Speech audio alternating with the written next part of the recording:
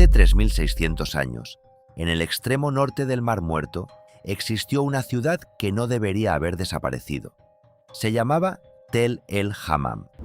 Era la urbe más grande del sur del Valle del Jordán, más extensa que Jericó y Jerusalén juntas. Más de 60 hectáreas de murallas, palacios, talleres, graneros, templos.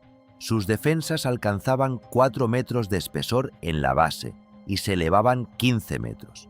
Ningún ejército de la Edad del Bronce podía penetrar ese recinto.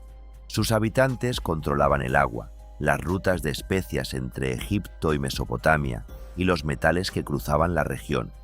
Vivían convencidos de que nada ni nadie podía tocarlos. Y entonces, en una fracción de segundo, dejaron de existir. No hubo asedio, no hubo terremoto, no hubo erupción volcánica. Lo que borró esa ciudad del mapa vino desde arriba, desde la oscuridad fría del espacio, por el lado del sol naciente. Y lo que los arqueólogos encontraron bajo 1,5 metros de ceniza negra hizo que físicos de laboratorios nucleares se levantaran de sus sillas. Si los misterios que la ciencia desentierra del pasado te provocan esa inquietud silenciosa, quédate hasta el final, porque esta historia no termina donde crees, y lo que implica para el presente es más perturbador que cualquier leyenda antigua. Las ciudades antiguas mueren de formas conocidas. Sequías que vacían los graneros. Rutas comerciales que se desvían. Ejércitos que dejan puntas de flecha clavadas en los muros y enterramientos masivos con heridas cortantes. Los terremotos derrumban paredes, pero dejan los escombros amontonados junto a la base. Todo tiene un patrón reconocible. Los arqueólogos llevan siglos leyendo esos patrones como quien lee un idioma. En Tel el Hammam, el idioma se rompió. Cuando las excavaciones dirigidas por el Dr. Stephen Collins, de la Universidad Trinity Southwest, alcanzaron la capa correspondiente a la Edad del Bronce Media, fechada alrededor de 1650 antes de nuestra era, las palas toparon con algo que no encajaba en ningún esquema conocido. Los muros no se habían caído, habían sido cortados, como si una cuchilla invisible de dimensiones absurdas hubiera barrido la zona a una altura constante, arrancando todo lo que sobresalía del cimiento. Las partes superiores de los edificios habían desaparecido, no estaban en los escombros, no yacían amontonadas junto a la base, se habían volatilizado. Los fragmentos de cerámica, las piedras y los restos de ladrillos aparecían esparcidos en abanico hacia el noreste, todos orientados en la misma dirección, como si una fuerza descomunal los hubiera empujado desde un punto fijo. Para un geólogo, ese patrón direccional es una alarma. Ni la decadencia, ni un terremoto, ni un incendio generan ese tipo de distribución. Solo una onda de choque dirigida, de enorme potencia, puede explicar lo que estaba enterrado bajo esa tierra. Para dimensionar lo que se perdió, hay que entender qué era Tel el Hammam antes de su destrucción. La palabra ciudad se queda corta. Fue el centro urbano dominante de toda la región sur del Valle del Jordán durante la Edad del Bronce Media, entre los años 2000 y 1600 antes de nuestra era. Sus 60 hectáreas la convertían en un coloso. La Jerusalén de esa época cabía 10 veces dentro de sus límites. Jericó, otro tanto. En la cima de una terraza artificial se alzaba la ciudad alta, un complejo palacial de 4 a 5 pisos, donde residía la élite gobernante, los sacerdotes, los administradores. Allí se encontraban los templos y las estructuras ceremoniales. A los pies de esa meseta se extendía la ciudad baja con barrios densos, talleres de alfarería, depósitos de grano, hornos de fundición. A su alrededor orbitaban ciudades satélite y cientos de aldeas menores. La región funcionaba como una aglomeración urbana integrada, con una población estimada en decenas de miles de personas. Sus habitantes encendían hornos de barro cada mañana para preparar el pan. Cultivaban cebada y trigo en campos que se extendían hasta donde alcanzaba la vista. Comerciaban con especias aromáticas, aceites y metales. Las murallas que protegían la ciudad eran una proeza de ingeniería, un entramado de torres, taludes y glacis que convertía el recinto en un bastión prácticamente inexpugnable. Esos muros no se construyeron en una generación. Fueron el trabajo acumulado de siglos de esfuerzo, inversión y planificación. Y fueron borrados en milisegundos. El equipo de Collins llevaba 15 años retirando capas de sedimento bajo un sol implacable. Época islámica, bizantina, romana, edad del hierro. La Sonaswa. Historia se sucedía con la normalidad predecible de los estratos arqueológicos, hasta que llegaron a la edad del Bronce Media y encontraron lo que llamaron, con fría nomenclatura científica, la capa de destrucción. Era una costra negra y grasienta de 1,5 metros de espesor, compuesta por ceniza comprimida, carbón vegetal y desechos. Pero entre ese caos aparecieron objetos que ningún incendio urbano corriente podría producir. Fragmentos cerámicos, cuyas superficies no estaban chamuscadas, sino fundidas. La arcilla se había convertido en vidrio verde y burbujeante, con cavidades gaseosas petrificadas en la superficie. Los bordes se habían deformado como cera caliente. Algunos trozos de cerámica se habían fusionado con las piedras de cimiento, generando monolitos inseparables. También hallaron ladrillos de barro crudo, material barato, secado al sol, que solo se funde a temperaturas superiores a 1300 grados centígrados. Todo arqueólogo conoce los límites de la cerámica antigua. Los mejores hornos de la Edad del Bronce alcanzaban 800 grados. En raras ocasiones, 1000. A esas temperaturas, la arcilla se endurece, pero no fluye. No se convierte en vidrio, no burbujea. Para lograr lo que mostraban esos fragmentos, se necesitaba un calor superior a 1500 grados. En ciertos puntos, cercano a los 2000. El equipo de Collins comprendió que las explicaciones tradicionales no bastaban. Ningún incendio provocado por leña, aceite o betún alcanza esas temperaturas. La combustión de materiales orgánicos llega, en condiciones óptimas, a unos 1100 grados en el centro del foco. Lo que ocurrió en Tel el Hammam superó el punto de fusión del acero. Collins y su equipo hicieron lo que debía hacerse. Dejaron de buscar explicaciones dentro de la arqueología y enviaron las muestras a laboratorios especializados en Estados Unidos, Canadá y la República Checa. Ya no se trataba de interpretar ruinas. Se trataba de identificar un fenómeno físico. Los resultados fueron tajantes. Bajo microscopio electrónico, la superficie del vidrio procedente de la capa de destrucción reveló granos de cuarzo con su red cristalina deformada, grietas dispuestas en líneas paralelas, conocidas como elementos de deformación planar. La firma inconfundible del cuarzo sometido a presiones de choque de varios gigapascales, millones de veces la presión atmosférica. Ese cuarzo de choque es considerado el patrón oro en geología planetaria. Solo se forma en 2 circunstancias conocidas: un ensayo nuclear subterráneo o la colisión con un cuerpo celeste. Se conformó un grupo interdisciplinario de 21 científicos: geólogos, geoquímicos, físicos de impacto, mineralogistas, oceanógrafos. Ya no eran arqueólogos con palas, eran investigadores con espectrómetros de masas, magnetómetros y láseres de barrido. Su tarea era buscar huellas microscópicas que confirmaran o descartaran una hipótesis extrema. Las encontraron. Aparecieron diminutos diamantes naturales de tamaño nanométrico, diamantoides, que solo se generan por compresión y calentamiento brutal y súbito de carbono procedente de madera o material vegetal. Las vigas, los muebles y los árboles de la ciudad se habían convertido en polvo de diamante en fracciones de segundo. También hallaron esférulas, pequeñas bolas perfectas formadas por vapor metalizado de hierro y sílice que se condensó en el aire y cayó como lluvia de microesferas. Esas mismas esferas se han encontrado en el lugar del evento de Tunguska de 1908 y en el polígono de Trinity, Nuevo México, donde detonó la primera bomba atómica en 1945. Los análisis espectrales revelaron concentraciones elevadas de elementos raros: platino, iridio, níquel, cromo, oro y plata. Un cóctel característico de condritas, un tipo de meteorito rocoso.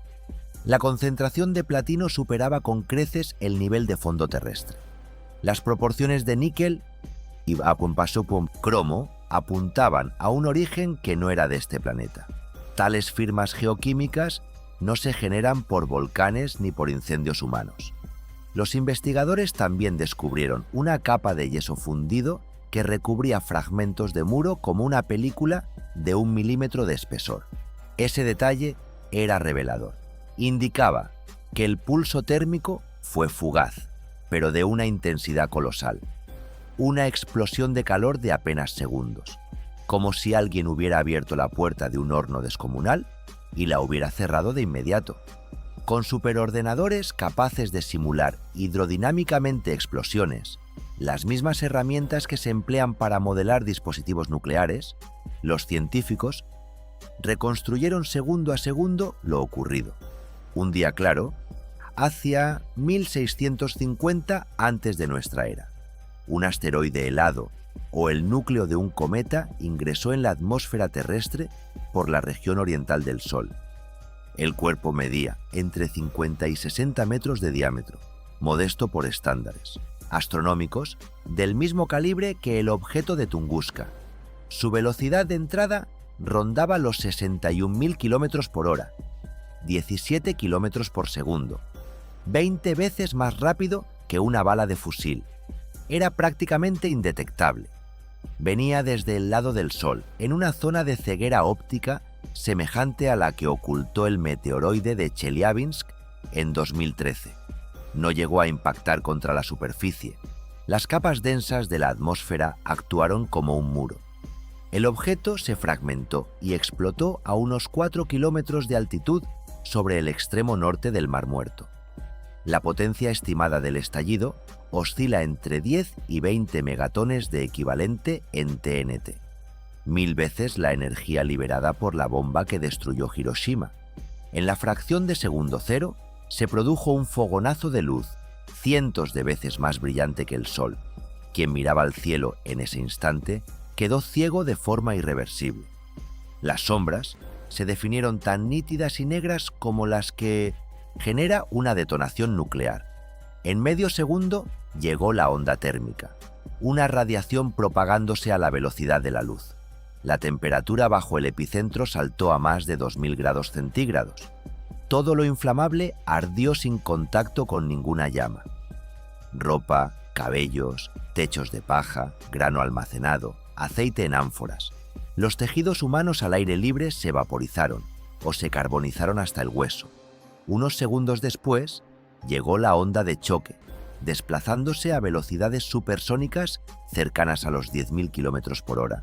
Fue una ola de presión que cortó los muros del palacio como un cuchillo caliente cortando mantequilla. Las defensas de tierra se desplomaron. Los pisos superiores se pulverizaron y salieron volando hacia el Jordán. Las personas que trabajaban en los tejados desaparecieron. La onda de presión desgarró y proyectó sus cuerpos junto con los escombros a través del valle. Las excavaciones ofrecieron restos humanos en estados que desconcertaron a antropólogos forenses experimentados. En la capa de destrucción aparecieron restos parciales de 2 personas, quizá centinelas. Solo se conservaban las partes inferiores de sus cuerpos, piernas y pelvis. Los torsos, los brazos y las cabezas habían desaparecido. Los huesos mostraban fragmentación extrema, articulaciones deformadas por hiperextensión y fragmentos de cerámica y piedra incrustados en el tejido óseo como metralla. La muerte fue instantánea.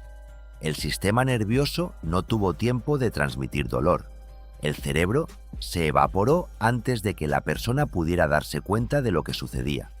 Ahora bien, la ciencia no funciona por consenso automático, y esta historia tiene un capítulo incómodo que hay que contar con honestidad. En 2021, el equipo publicó sus hallazgos en Scientific Reports, una de las revistas más citadas del mundo.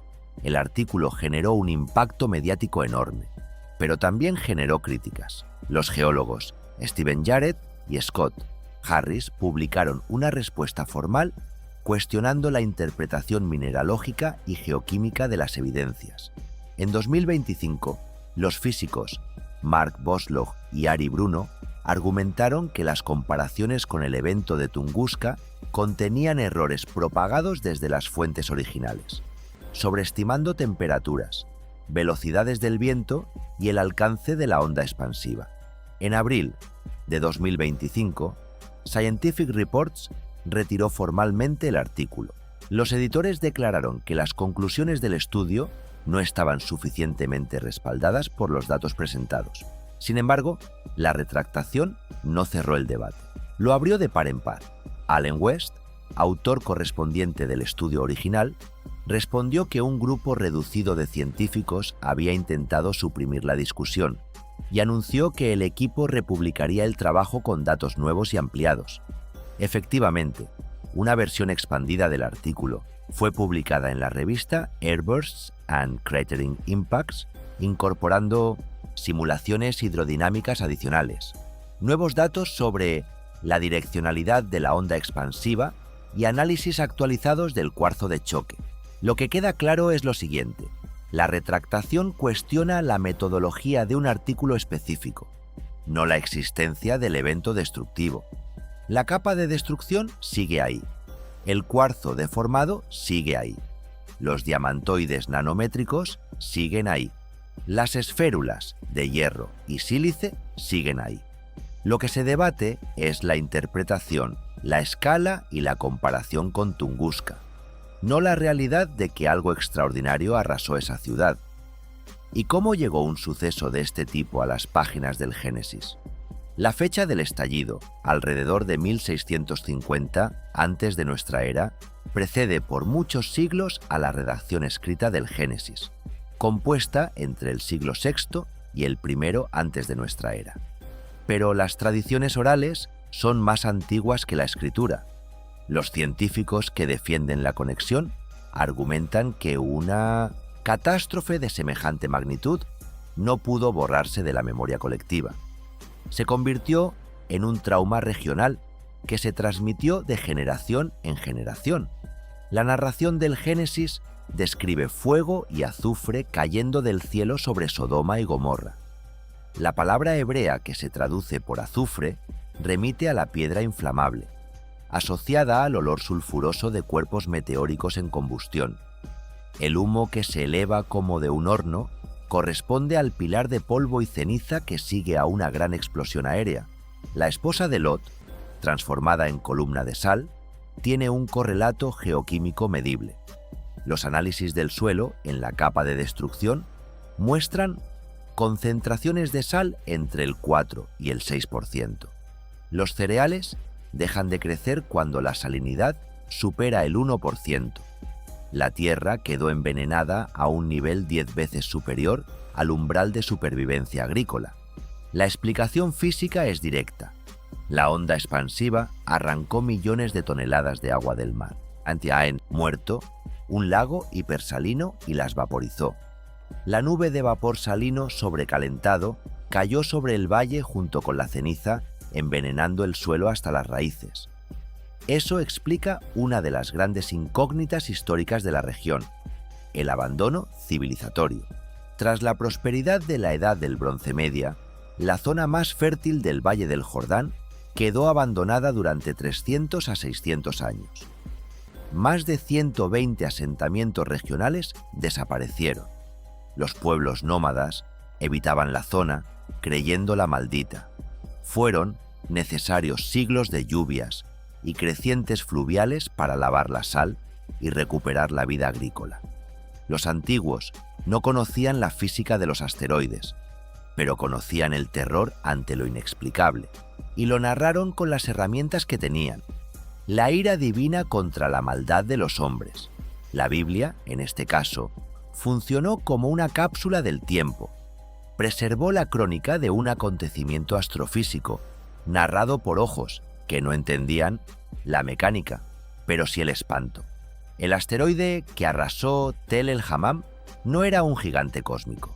Era pequeño, entre 50 y 60 metros de diámetro. Objetos de esa escala golpean la Tierra con cierta frecuencia estadística, cada varios cientos o miles de años. El meteorito de Tunguska en 1908 fue de ese calibre y cayó sobre una región despoblada de Siberia. El daño fue enorme, pero las víctimas humanas fueron escasas. En 2013, el meteoroide de Chelyabinsk, de apenas 20 metros, causó daños materiales y heridas a más de 1000 personas solo por la onda de choque que reventó ventanas. Hoy, las grandes ciudades del mundo se cuentan por miles. Un objeto del tamaño del que destruyó Sodoma, estallando sobre Nueva York, Tokio, Londres o Ciudad de México, podría provocar millones de víctimas y vitrificar no solo cerámica, sino el vidrio y el hormigón de las metrópolis modernas. Los programas de vigilancia actuales detectan asteroides grandes, los capaces de causar daños continentales o globales, pero siguen teniendo dificultades para identificar las rocas más pequeñas que se aproximan desde la dirección del Sol, la misma zona ciega que ocultó el objeto que destruyó Tel el Hammam hace 3600 años. Los arqueólogos continúan tamizando la capa negra en cada temporada de excavación. Aparecen joyas de oro parcialmente fundidas, armas deformadas, semillas carbonizadas de trigo y aceituna que ya nunca germinarán. Esa franja de ceniza es una cicatriz en la piel del planeta, que divide la historia local en un antes y un después. Un fragmento de vidrio verdoso, hoy expuesto en un laboratorio y estudiado bajo microscopio electrónico, no es solo un mineral, es el registro petrificado de una civilización que miró al cielo y dejó de existir. Lo que me inquieta no es el pasado, es la estadística. Objetos como el que destruyó aquella ciudad cruzan la órbita terrestre con regularidad, y puede que el próximo esté viajando ahora mismo a través del vacío frío del espacio, mientras cada uno de nosotros se ocupa de sus asuntos cotidianos bajo la seguridad aparente de sus muros. Si esta historia te dejó pensando en cuántas verdades pueden estar enterradas bajo las leyendas que damos por conocidas, suscríbete y activa la campana. Hay más relatos como este esperando ser desenterrados, y los vamos a contar con la misma profundidad con la que la ciencia desentierra el pasado.